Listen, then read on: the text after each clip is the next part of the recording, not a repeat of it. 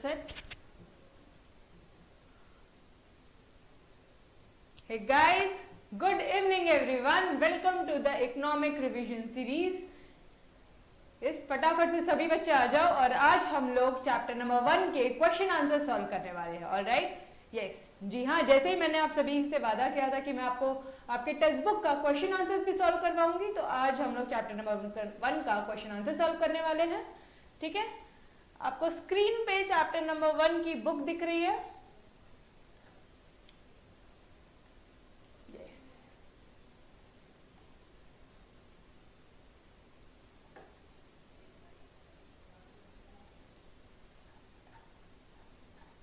तो सभी आ जाओ, फटाफट से लाइव आ जाओ, जल्दी जल्दी से सब लाइव आ जाओ. Yes, hello hello everyone. जो भी कुछ आपको इकोनॉमिक सब्जेक्ट के बारे में जो भी डाउट हो रहा होगा, जो भी प्रॉब्लम्स हो रही होगी ना, आप लोग मुझे नीचे वीडियो के नीचे में कमेंट करके बता सकते हो. मैं आपकी सारी डाउट सॉल्व करने वाली हूँ. ठीक है, आपकी सारी प्रॉब्लम सॉल्व करना मेरी जिम्मेदारी रहेगी. बेटा, आपको कोई आंसर लर्न भी नहीं हो रहा है ना, तो मैं वो आंसर आपको स्पेशली एक दिन आके सिर्फ वो आंसर आपको लर्न करवा के दूंगी. ऑलराइट, ठीक, यस, चलो फटाफट से आ जाओ. Chapter number 1 exercise questions. ठीक है, ये रहा हमारा चैप्टर नंबर 1.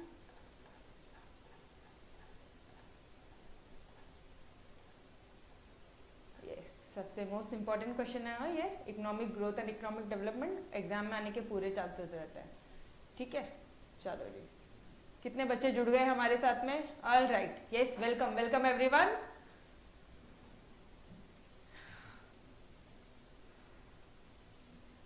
चलो, your question number 1 is choose the correct option. हमें 4 ऑप्शन दिए रहेंगे, उस ऑप्शन में हमें सही आंसर देना है. पता है आजकल क्वेश्चन भी इतने ऑप्शंस भी चूज करने होता है ना, लेकिन उस ऑप्शन में भी नंबर ऑफ होता है, मल्टीपल्स पूछा जाता है. जैसे यहाँ पे देखो, आपको ऑप्शन नंबर 1 है A B C D, A B C D, B and C, मतलब इस तरह से आजकल ऑप्शन दिए जाते हैं. अगर आप लोग टेलीग्राम चैनल में देख रहे होगे तो मैंने भी आपको इसी तरह से क्वेश्चन फ्रेम करके दिया है ना. एंड यस, 5:30 लेक्चर ओवर होने के बाद में टेलीग्राम लेके फटाफट से बैठ जाना. सारे बच्चों ने क्वेश्चन आंसर सॉल्व करना है उसके. ठीक है, यस, चलो. Your first question is statement related to economics. ठीक है, economics is a social science, correct है क्या? अरे नेचुरल साइंस, सोशल साइंस, हाँ सोशल साइंस था, याद आ रहा है? Economics is a social science. क्यों? क्योंकि हम लोग यहाँ पे सोशल वर्ड से सोसाइटीज में रहते हैं, humans, and we study economic aspect of human behaviour. याद आ रहा है कुछ? तो यस, ये वाला पार्ट तो सही है. इकोनॉमिक्स, इकोनोमिया वर्ड सेम होता है, ये भी सही है. अच्छा, वर्ड सेम होता है सही नहीं है, मैं याद दिला रही हूँ कि मैंने कैसे लर्न करवाया था. ऑलराइट, जो बच्चे लेक्चर फर्स्ट टाइम देख रहा है, पहले ये चैप्टर के सारे लेक्चर्स, लाइव लेक्चर्स खत्म करिए, फिर आप ये वाले लेक्चर्स में आइएगा. ठीक है, फिर economics is related to the study of human behaviour. Study of human economic behaviour, हाँ ये बराबर है. ठीक है, economic aspects of human behaviour हम यहाँ पे स्टडी करते हैं, ये भी सही है. Economic is related to the management of household. इकोनोमिया मतलब हाउस होल्ड मैनेजमेंट होता है, बिल्कुल सही. लेकिन रिसोर्सेस का यहाँ पे सिर्फ उन्होंने इनकम्प्लीट सेंटेंस दे दिया है. समझ में आ रहा है? तो ये हमारे लिए चूज द करेक्ट ऑप्शन में ए बी सी अगर रहेगा ना, तो it would be better option. ठीक है, क्योंकि डी में थोड़ा सा डाउट हो रहा है, क्योंकि यार सिर्फ मैनेजमेंट ऑफ हाउस होल्ड है ना. समझ में आ रहा है? तो इसका करेक्ट आंसर क्या है? ए बी एंड सी, ये तीनों ऑप्शन आपके करेक्ट है, एक्सट्रीमली करेक्ट है, इसमें तो कोई डाउट नहीं है ना. बढ़े हम लोग हमारे नेक्स्ट क्वेश्चन की तरफ. Yes, hello, welcome everyone, welcome. चलो नेक्स्ट क्वेश्चन की तरफ बढ़ते हैं. Statement incorrect with reference to Adam Smith definition. कौन सा स्टेटमेंट करेक्ट नहीं है, हमें ये बताना है. तो कौन सा करेक्ट है पहले वो देख लेते हैं. जो बचा हुआ पार्ट है वो इनकरेक्ट होगा. Adam Smith is a classical economist, वो सिर्फ एक क्लासिकल इकोनॉमिस्ट है. ओके, वेल्थ, ये तो सही है. Wealth of nation is authored by inquiry into nature and causes of wealth of nation. ये आ रहा है, वो उनकी बुक के नाम में आ रहा है, वेल्थ ऑफ नेशन. याद आ रहा है? ऑलराइट, ये भी सही है. Economics is a science of wealth. Yes, ये भी सही है. Economic studies common man, common man नहीं है भाई, उस आदमी के economic aspect of human behaviour हम स्टडी करेंगे, ठीक है। यस, तो ये इनकरेक्ट है, तो ये correct answer is D, sorry your incorrect answer is D one, ठीक है। इकोनॉमिक स्टडीज कॉमन मैन ना, उस कॉमन मैन का इकोनॉमिक एस्पेक्ट, इकोनॉमिक बिहेवियर हम यहाँ पे स्टडी करते हैं, ठीक है। समझ में आ रहा है सभी को? फटाफट से जाएंगे, अगला पॉइंट हमारा की points in Lionel Robins definition. Lionel Robins के डेफिनेशन में की पॉइंट क्या थे, फटाफट से बताओ मुझे। दो वांट वाले पॉइंट थे और दो मीन्स वाले पॉइंट थे। वांट अनलिमिटेड होती है, ग्रेडेबल होती है, सेकेंड वाला पॉइंट था। मीन्स क्या होते हैं, लिमिटेड होते हैं, मीन्स के ऑल्टरनेटिव यूजेस भी होते हैं। तो फटाफट से देखते हैं, यहाँ पे अनलिमिटेड है, वांट्स अनलिमिटेड है, मीन्स लिमिटेड है। वांट्स, ये देखो दो वांट वाले पॉइंट तो यहाँ पे दे दिए। वांट्स आर नॉट ग्रेडेबल, यार ये क्या बोल दिया उसने, जल्दी से आ जाओ इधर। मीन्स लिमिटेड है, यहाँ पे दो पॉइंट तो सही है। मीन्स के ऑल्टरनेटिव यूजेस भी है, ये वाला पॉइंट भी सही है। तो point number 3, wants are not gradable, इसका मतलब सही है क्या? आप वांट्स को ग्रेडेबल नहीं कर सकते, सही है, ठीक है। तो की पॉइंट्स क्या हैं इनके, लियोनेल रॉबिन्स के? ये तीनों की पॉइंट्स है कि भाई आप आपकी इच्छाओं को किस तरह से ग्रेड दोगे। आपकी इच्छाएं जब कभी पूरी नहीं होती है तो आप उसे ग्रेड्स में कैसे करोगे, ठीक है। तो इसका correct answer is your A, B, C and D, ठीक है। चलो जल्दी से आ जाओ। Fourth point is your statement related to wealth. Wealth means anything which has market value and can be exchanged for money. It is external to human being. अरे यार wealth का वो क्या था, जब हमारे पास में wealth आ जाएगी तो हम set हो जाएंगे, you set। जब आपके पास में wealth आ जाएगी तो you become set in your life, ठीक है। तो externality ये इसका characteristic है। wealth has no utility, wealth is scarce, exchangeable, exchange for money. यहाँ पे क्या है करेक्ट ऑप्शन फोर्थ वाले में, फटाफट से बता दो। ये भी सही है, ये भी सही है और ये भी सही है। स्कैर्स एंड एक्सचेंजेबल भी सही है। वेल्थ की कोई यूटिलिटी नहीं होती, ये गलत है ना। वेल्थ की यूटिलिटी होती है ना भाई, वेल्थ रहेगा अगर हमारे पास में तभी तो हम सेट होंगे लाइफ में, ठीक है। इसका मेमोरी टेक्निक ही यही था, यू सेट। तो ये वाला आंसर गलत है। तो ए, बी, डी वाला कोई ऑप्शन आता है क्या? Yes, first one is your correct answer, ठीक। चलो, aspect consider in national income. National income में कौन से एस्पेक्ट कंसिडर होते हैं? Final goods and services are included in national income. It is aggregate monetary value of all the final goods and services produce in an economy during an accounting year. कल किया था, ठीक है। तो all final goods and services produce है एक financial year में, ये दोनों ही सही है। यहाँ पे डबल काउंटिंग अवॉइड करनी चाहिए, ये भी सही है। Double counting is avoided, value is considered as per market price. Double counting avoid होती है, ये इसके एस्पेक्ट्स है। तो your A, B, C, D is one, this one is your correct option, ठीक है। ये उसके प्रिकॉशंस है, ये हम लोग 12th स्टैंडर्ड की जब हम लोग प्रॉपर नेशनल इनकम के चैप्टर में जाएंगे ना, तो ये पार्ट हम और डिटेल में वहां पे देखेंगे, ठीक है। तो फिलहाल करेक्ट आंसर्स क्या है, ये मतलब अभी आप लोगों को कंफ्यूजन होने का कोई सवाल ही नहीं। बट ये अगर 12th स्टैंडर्ड को कोई बच्चा क्वेश्चन देखेगा ना तो बोलेगा मैडम ये भी तो सही है, अभी आपको डबल काउंटिंग वगैरह कुछ भी नहीं बताई है ना। तभी क्या है, final goods and services is included, yes. Produce हो रहा है, यस। वैल्यू मार्केट प्राइस के हिसाब से, अरे हाँ ना बाबा, मार्केट प्राइस के हिसाब से ही तो होगा। फाइनल गुड्स एंड सर्विसेज में कॉटन से जब शर्ट बनता है तो शर्ट की जो प्राइस होती है वही नेशनल इनकम में इंक्लूड होती है, याद आ रहा है? यस। तो ये वाला पार्ट इनकरेक्ट है, A, B, D is your correct answer, ठीक है। कंप्लीट द कोरिलेशन, कंप्लीट करो फटाफट से। नेचुरल साइंस एग्जैक्ट साइंस होती है, natural science is exact science and social science क्या है? फटाफट एक मिनट, फटाफट से रिकॉल करें वो तीनों पॉइंट्स। नेचुरल साइंस यूनिवर्सल है, it is universal in nature. ये बिहेवियरल साइंस है, बिहेवियरल इन नेचर है। ये एग्जैक्ट साइंस है, ये इनएग्जैक्ट साइंस है, ये एब्स्ट्रैक्ट साइंस है। ये यूनिवर्सली टेस्टेड है, लैबोरेटरी में टेस्टेड है, एम्पिरिकल अप्रोच है और यहाँ पे सोशल साइंस में यूनिवर्सली टेस्टेड नहीं है, एम्पिरिकल अप्रोच नहीं है, ठीक है। तो सोशल साइंस क्या है, एब्स्ट्रैक्ट साइंस है या इनएग्जैक्ट साइंस है, या फिर आप लिख दो बिहेवियरल साइंस है। तीनों ही आंसर सही है, ठीक है। आपके टीचर इसमें से एक भी पॉइंट में मार्क्स नहीं काट सकते हैं आपके, ठीक है। बट हमें पता है, जब तीनों आंसर पता है तो तीनों लिख दो ना, क्या फर्क पड़ रहा है, ठीक है।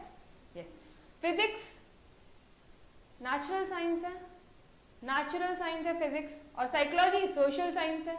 अर्थशास्त्र, कौटिल्य जी ने अर्थशास्त्र बताया, अर्थ मतलब वेल्थ, शास्त्र मतलब साइंस, तो वेल्थ ऑफ नेशन किन्होंने बताया, हमारे पप्पा ने, इकोनॉमिक्स के पप्पा, father of economics Adam Smith ji, ठीक है। नेसेसिटी, ये एडम स्मिथ जी का जो डेफिनेशन है, उनके जो की पॉइंट्स है उसको लर्न करने के लिए मैंने आपको एक अलग से वीडियो भी दिया है, कल ही वो वीडियो अपलोड किया है, ठीक है। तो वो भी जरूर देखिएगा, यस। वो प्रॉपर आपको स्टेप बाय स्टेप बताया है, ठीक है, यस। नेसेसिटी, फूड नेसेसिटी है, और कंफर्ट, वॉशिंग मशीन से कंफर्ट है, ठीक है। ऐसा नहीं होगा कि वॉशिंग मशीन के बगैर हम रह ही नहीं सकते, ऐसा नहीं है। फूड, क्लोथिंग, शेल्टर, ये हमारी नेसेसिटी है, बट मेन फूड, ठीक है। Free goods, value in use, इसके एग्जाम्पल क्या क्या थे, बोलो। फ्री गुड्स के एग्जाम्पल क्या क्या थे, सनशाइन, एयर। इकोनॉमिक गुड्स क्या होते हैं फिर, value in exchange, value in exchange, economic goods, पैसा, मनी एक्सचेंज करके, मनी एक्सचेंज करके दूसरी कमोडिटी लेना, वैल्यू इन एक्सचेंज, ठीक है, याद आ रहा है, ऑल राइट। क्वेश्चन नंबर 3 है हमारा, identify and explain the concept from the given illustration, all right. तो अभी हमें यहाँ पे हमारे कंसेप्ट भी बताने पड़ेंगे, यस, बिल्कुल सही समझा। Identify and explain the concept, कल के क्वेश्चन में, कल टेलीग्राम पे भी मैंने आप लोगों को इस तरह से क्वेश्चन डाले थे, ठीक है, कि कंसेप्ट एक्सप्लेन करिए। Identify and explain the concept from the given illustration. My father purchased a 2-wheeler vehicle, okay, this helps to fulfil my travel needs. अब हम इतना दूर से आते हैं तो हमारे डैडी ने हमें क्या कर दिया है, एक 2-wheeler लेके खरीद दे दिया है, इससे हम ट्रैवल कर सकते हैं easily according to our convenience. तो ये क्या हो जाएगा, अरे 2-wheeler आ गया है, मतलब 2-wheeler की इच्छा होगी तभी तो 2-wheeler दिया है, ऐसे तो घर वाले कोई चीज नहीं देते हैं, बिना मांगे तो कुछ नहीं मिलना है। तो सबसे पहले तो ये वांट है, प्लस इस वांट से मुझे कंफर्ट मिलता है कि अब हमें बसेस के धक्के नहीं खाने हैं, तो कंफर्ट वांट, ठीक है। सेकंड पॉइंट क्या है, अ study of the annual income of the family of Ramesh. Ma'am एक इंडिविजुअल इनकम की स्टडी कर रहे हैं, यस, पूरे इकोनॉमिक की, पूरे नेशन के इनकम की स्टडी नहीं कर रहे, बिल्कुल सही। तो क्या हो गया, ये माइक्रो हो गया, माइक्रो इकोनॉमिक्स, ऑल राइट। और माइक्रो इकोनॉमिक्स में कंसेप्ट कौन सा है ये तो बता दो, माइक्रो इकोनॉमिक्स ब्रांच है बेटा, कंसेप्ट पूछा है, कंसेप्ट। यहाँ पे बच्चे मेरे गलत करके आते हैं, सिर्फ माइक्रो इकोनॉमिक्स लिख के आता है, बोलते कि मैम नंबर क्यों नहीं दिया टीचर ने हमें। जरा बुक खोलो, माइक्रो इकोनॉमिक्स के अंदर के कंसेप्ट देखो और फिर बताओ ना। ओके, आप ऐसा पूछ रहे हो तो पहले बोलो ना, पर्सनल इनकम, पर्सनल इनकम, ठीक है। पर्सनल इनकम एक इंडिविजुअल को सारे सोर्सेस से जो भी इनकम मिलती है वो होती है पर्सनल इनकम। और पर्सनल डिस्पोजेबल इनकम क्या होता है, एक इंडिविजुअल का टैक्स पेमेंट करने के बाद में, टैक्स कटने के बाद में जो भी बचा हुआ पैसा होता है वो पर्सनल डिस्पोजेबल इनकम होता है। वो इनकम ऐसी होती है जो हम खर्चा कर सकते हैं, पर्सनल डिस्पोजेबल इनकम, ठीक है, डिस्पोज करने के लिए हेल्प होता है, ऑल राइट। तो ये क्या है, पर्सनल इनकम है या पर्सनल डिस्पोजेबल है, पर्सनल इनकम। कहीं पैसा बोला है टैक्स डिडक्ट है, नहीं बोला है मैडम, तो ये पर्सनल इनकम है, ऑल राइट। समझ में आ रहा है सभी को, समझ में आ रहा है सभी को, yes. As per the data for the financial year 1890, country's production of goods and services is increased by 20%. क्या है ये, जल्दी जल्दी से बता दो, क्या है ये, कंट्री का प्रोडक्शन इंक्रीज। मैडम अब जहां जहां प्रोडक्शन बढ़ा था ना, हमें तो सिर्फ नेशनल इनकम ही दिखाई देता है। हाँ बराबर जा रहे हो, एकदम सही, लेकिन क्या है वो ये तो बताओ। नेशनल इनकम कहाँ में पढ़ते थे, दो टर्म से मिलते जुलते, इकोनॉमिक ग्रोथ और इकोनॉमिक डेवलपमेंट। नेशनल इनकम किसका पार्ट है, कहाँ पढ़ते हो नेशनल इनकम के बारे में? इकोनॉमिक ग्रोथ में पढ़ते हैं मैडम हम, ठीक है। इकोनॉमिक ग्रोथ में नेशनल इनकम का कंसेप्ट है ये, ठीक है। ये हो गया, ये नेशनल इनकम कंसेप्ट हो गया, ठीक है। Karuna's mother saves 1000 every month out of her given salary. जो भी उनको सैलरी आती है उनकी, उसकी मम्मा हर महीने 1000 रुपए सेव करती है। ये क्या हो गया? सेविंग्स हो गया। और सेविंग कहां पे पढ़ाया था मैंने आप लोगों को? मैक्रो की माइक्रो? बोलो जल्दी जल्दी। इंडिविजुअल की सेविंग है, माइक्रो इकोनॉमिक्स में सेविंग्स आएगा ये, ठीक है, क्योंकि आप इंडिविजुअल इंसान की सेविंग पढ़ रहे हो, ठीक है। तो यहाँ पे आप माइक्रो इकोनॉमिक्स, क्यों मैंने माइक्रो बोला? क्योंकि सिर्फ और सिर्फ करुणा है। आप टोटल इंडिया की सेविंग देख रहे हो क्या? नहीं।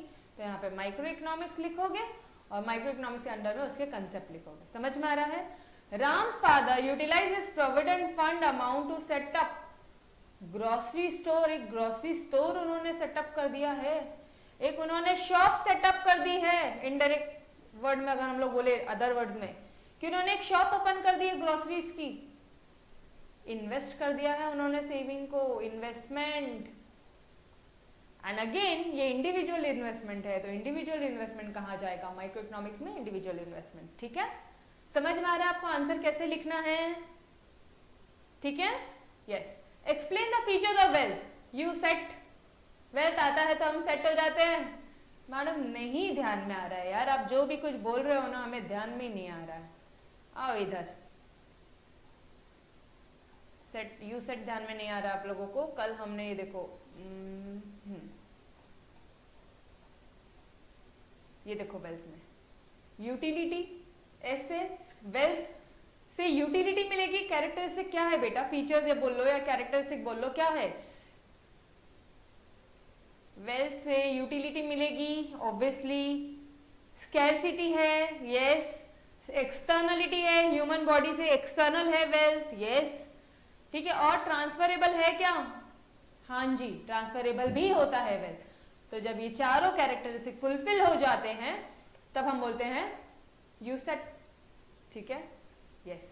यूटिलिटी, स्कैरसिटी, पता है कैसा होता है? कई बार एग्जाम में बच्चों को एक कोड ही याद आता है, अंदर का कंटेंट याद नहीं आता, तो ये भी मत करना। यूटिलिटी, वापस से, utility, scarcity, externality and transferability, ठीक है। ये वेल्थ के कुछ कैरेक्टरिस्टिक्स है, ठीक है। अगर आपके पास में वेल्थ है, मान लीजिए डायमंड का रिंग की बात कर रहे हो आप यहाँ पे, तो भाई उस डायमंड की रिंग से यूटिलिटी है क्या तुमको? स्कैरसिटी है क्या? बहुत कम है क्या कि हर किसी के पास में है? स्कैरसिटी भी है। एक्सटर्नलिटी है, आप निकाल सकते हो, yes, external to human body. Transferable है क्या? हाँ जी, ट्रांसफरेबल भी है। अगर ये चारों कैरेक्टरिस्टिक फुलफिल हो जाते हैं तो ये वेल्थ हो जाएगा, ठीक है, यस।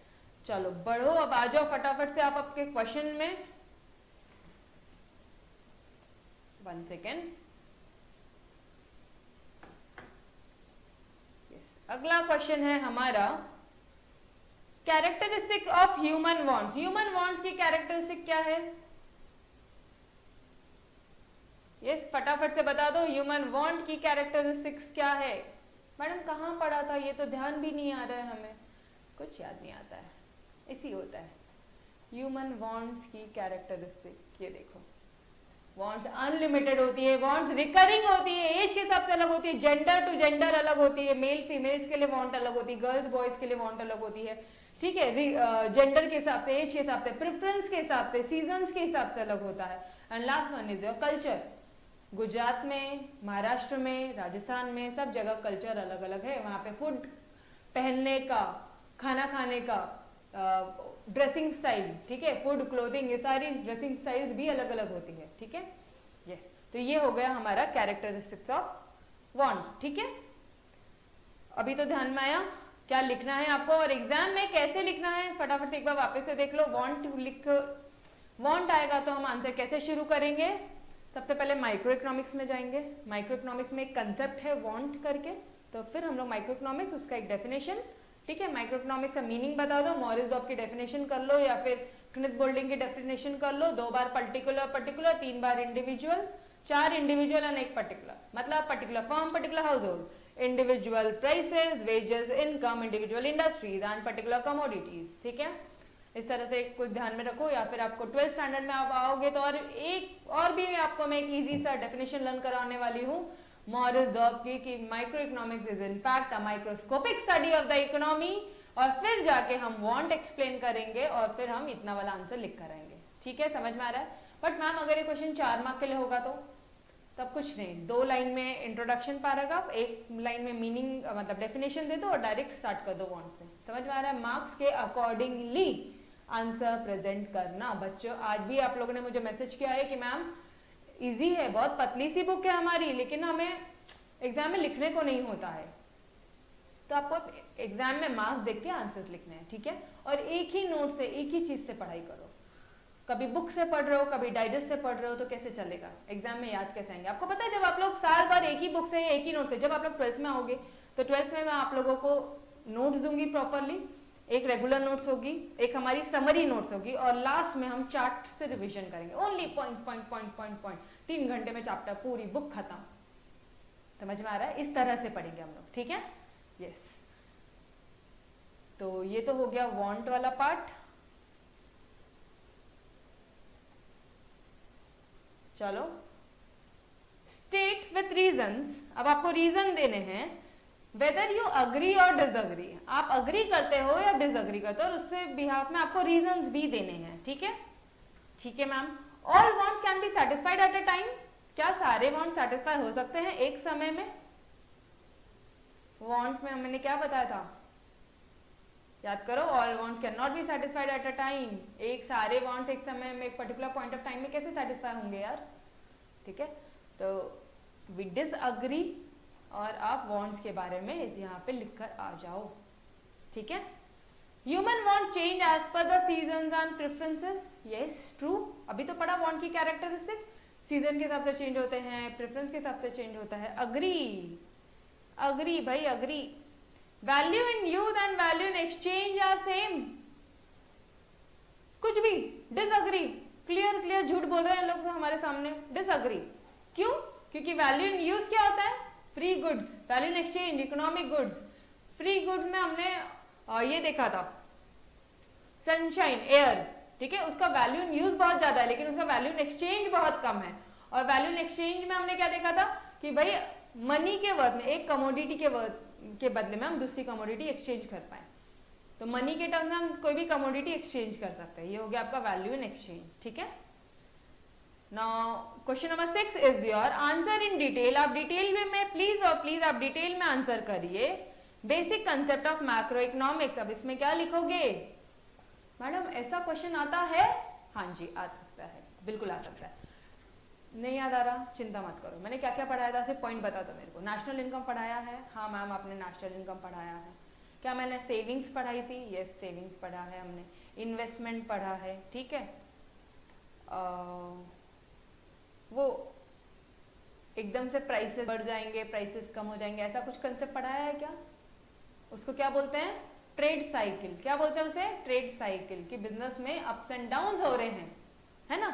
एंड लास्ट में हमने देखा था इकोनॉमी में ग्रोथ, डिस्टिंग्विश था ना, इकोनॉमी का ग्रोथ एंड इकोनॉमिक डेवलपमेंट, याद आ रहा है? तो ये कंसेप्ट आप शॉर्ट में, अगर ये 8 मार्क का क्वेश्चन आता है तो कुछ नहीं, हर एक के अंदर में 4-4 लाइन 4 लाइन्स लिख के आनी है। नेशनल इनकम क्या होता है? It is the monetary value of all the final goods and services produced in an economy during an accounting year. जितना भी गुड्स और सर्विसेज एक साल में उस अकाउंटिंग ईयर में प्रोड्यूस हो रहा है, वही नेशनल इनकम में जाएगा, फाइनल गुड्स एंड सर्विसेज। ठीक है, लेकिन वो कॉटन नहीं होना चाहिए, शर्ट होना चाहिए, फाइनल गुड्स एंड सर्विसेज होने चाहिए। सेविंग्स क्या होती है भाई?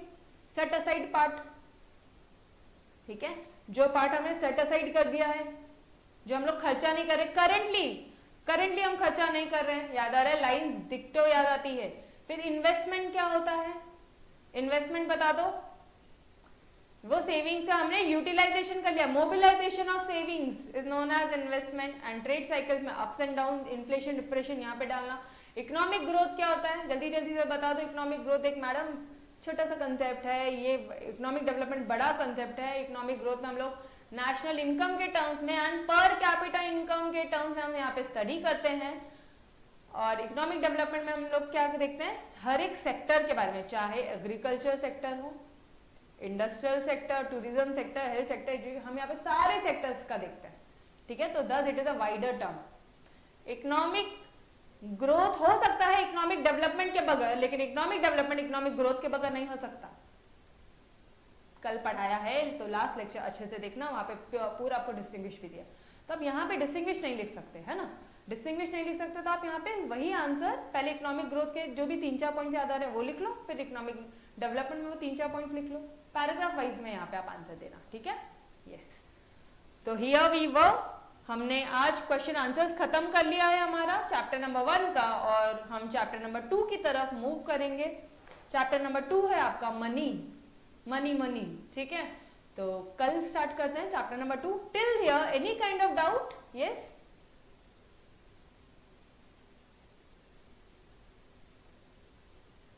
बिल्कुल सेंड करती हूँ मैं आपको, सारे नोट सेंड करती हूँ। मैम समझ में नहीं आ रहा है, फिर से रिपीट कर दो। क्या, कौन सा वाला पार्ट, कौन सा वाला पार्ट?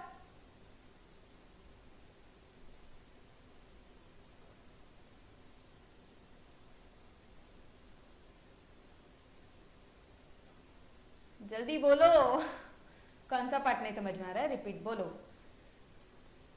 आज सिर्फ फास्ट ट्रैक मोड में मैंने आपको आंसर्स बताया है, ठीक है। जिस बच्चे ने सारे लेक्चर देखे हैं उसे ही समझ में आएगा। एंड डोंट वरी, कोई भी लेक्चर में टाइम पास नहीं हुआ है, आपको सारे लेक्चर्स में अच्छी तरह से मैंने समझा के लर्न करवा के दिया है। तो ये रिवीजन सीरीज है, तो ऑब्वियसली फास्ट ट्रैक मोड में ही मैंने कवर करने की कोशिश की है, ठीक है। ह्यूमन वांट्स, अरे ह्यूमन वांट्स चेंज होती है ना, रिकरिंग होती है। एक मतलब आप ऐसे समझो, क्लोथ्स की वांट, क्लोथ्स एक बार लिया फिर चाहिए, फिर चाहिए। कभी मम्मा के साथ शॉपिंग करने चले जाओ, या अपनी बहन या जिनके साथ जाना चले जाओ, आपको पता चल जाएगा भाई ह्यूमन वांट्स रिकरिंग है। अभी तो लिया था, फिर से चाहिए इन लोगों को, है ना। अभी तो कपड़े लिए थे, अभी तो शॉपिंग किए थे, वापस से चले गए लोग नेक्स्ट वीक वापस से शॉपिंग में। Human wants keeps on recurring, changes with season, season के हिसाब से चेंज होती है। गर्मियों में अलग कपड़े चाहिए, ठंडियों में अलग कपड़े चाहिए। गर्मी में हम लोग एसी चलाते हैं, ठंडी में हमें वुलन क्लोथ चाहिए, है ना। एंड उसके बाद में क्या था, it keeps on recurring season two season. फिर प्रेफरेंसेस अलग अलग होते हैं। आप लोगों को पबजी खेलना पसंद है, लड़कियां वो बॉल वाले गेम्स खेलती है, या फिर वो कैंडी क्रश सागा खेलती हैं, ठीक है। मुंबई के लोकल्स में देख लेना, अगर सबके हाथ में सारी, अगर एक गलती से देखने को मिल गया ना लेडीज कंपार्टमेंट में, तो देखना हर कोई वही गेम खेलता हुआ दिखेगा आपको, ठीक है। उसके बाद में एज के हिसाब से वांट्स अलग होती है ना। यस, बिल्कुल बिल्कुल, नोट्स आपके व्हाट्सएप में, आपके टेलीग्राम चैनल पे, सब जगह मैं आपको नोट्स दे दूंगी, ठीक है। एंड आप बच्चों को मैंने यहाँ पे लिंक भी दे दी है, जस्ट ये जो लेक्चर है उसके नीचे में कमेंट सेक्शन में देखो, आप बच्चों को लिंक दे दी है मैंने, ठीक है, गूगल ड्राइव की। आपको सिर्फ वहाँ पे रिक्वेस्ट सेंड करनी है। Once I have accepted that request, तो आपको नोट्स अवेलेबल हो जाएंगे, ठीक है। दोनों 11th एंड 12th दोनों के हो जाएंगे, ठीक है। ऑल राइट, यस, पहले के लेक्चर्स प्लीज पूरे देखो, अदरवाइज आज के सेशन का कोई मतलब नहीं रहेगा, ठीक है। आज थोड़ा सा फास्ट ट्रैक मोड में सिर्फ कंसेप्ट ले लेके हमने आंसर कंप्लीट किया है, ठीक है। पहले के लेक्चर्स देखना, ठीक है। यस, चलो टिल देन बाय, कल फिर से मिलेंगे ठीक इसी टाइम 5 से 5:30 11th स्टैंडर्ड इकोनॉमिक्स के साथ। और आपके जो भी कोई डाउट है आप लोग मुझे मैसेज करो, कमेंट करो कि मैम ये वाला आंसर लर्न नहीं हो रहा है, ये चैप्टर का ये वाला पार्ट लर्न नहीं हो रहा है, और जब वो चैप्टर आएगा तो मैं मस्त तरह से आपको आंसर लर्न करवा के देने वाली हूँ, ठीक है। यस, तो कल फिर मिलते हैं ठीक इसी टाइम शाम के 5 बजे प्रीति मैडम के साथ। All right, bye bye, take care, खुदा हाफिज, बाय बाय। अरे बाय बोलो दुष्टो, बाय बोलो जल्दी।